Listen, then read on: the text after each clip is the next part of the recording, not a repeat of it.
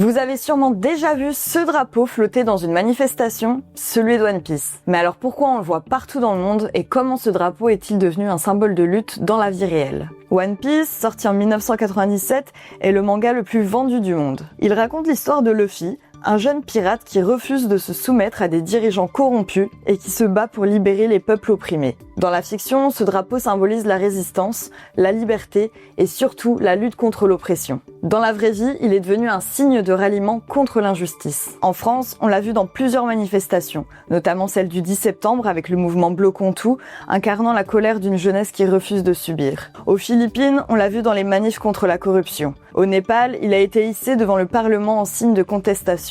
En Indonésie, il a même été interdit lors de mobilisations contre les bas salaires. Et à Madagascar, il est apparu lors de protestations contre les coupures d'eau, d'électricité et la corruption. Pour la Gen Z qui a grandi avec One Piece, ce drapeau c'est plus qu'un symbole geek. C'est un véritable signe de ralliement contre l'injustice. Et ce n'est pas la première fois qu'un symbole de la pop culture devient un message de contestation. Ça a été le cas pour le salut de Hunger Games en Thaïlande ou en Birmanie, comme un cri collectif pour plus de justice sociale. Alors, si un drapeau de manga peut devenir un symbole de lutte, jusqu'où peut-il aller pour rassembler et faire entendre la voix des jeunes ?